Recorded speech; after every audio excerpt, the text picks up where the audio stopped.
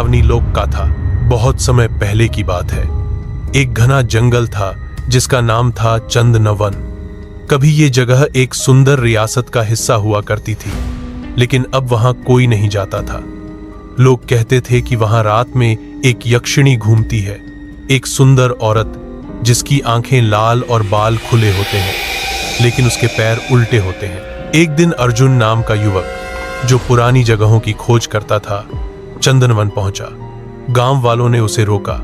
बाबा, वहां मत जाओ, वहां यक्षिणी रहती है। जिसने जिसे भी देखा है वह लौटकर नहीं आया। लेकिन अर्जुन नहीं माना।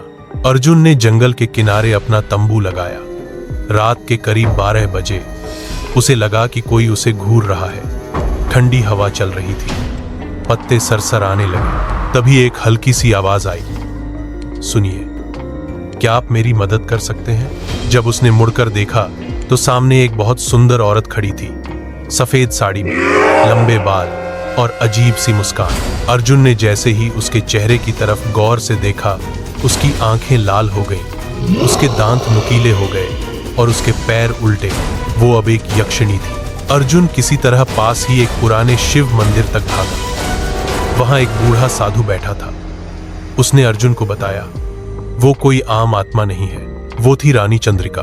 अपने पति के विश्वासघात के बाद उसने जंगल में आत्मदाह कर लिया था। अब उसकी आत्मा बदले की आग में जल रही है, हर पुरुष को फंसा कर उसकी जान लेती है। साधु ने अर्जुन को एक मंत्र दिया।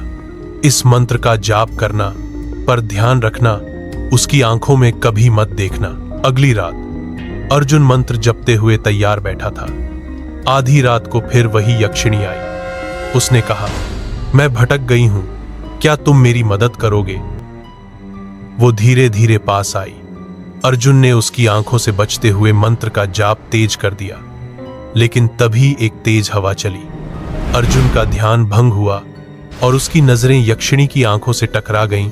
एक जोर की चीख गूंजी और फिर सब सन्नाटा। सुबह जंगल सुनसान था। अर्जुन नहीं मिला। सिर्फ उसके तंबू के पास जमीन पर कुछ जलने के निशान थे। गांव वाले आज भी कहते हैं, अगर किसी रात चंदनवन के पास से सफेद साड़ी में कोई सुंदर औरत दिखे और बोले, मैं भटक गई हूं, तो मुड़कर मत देखना, वरना तुम भी कभी वापस नहीं आओगे।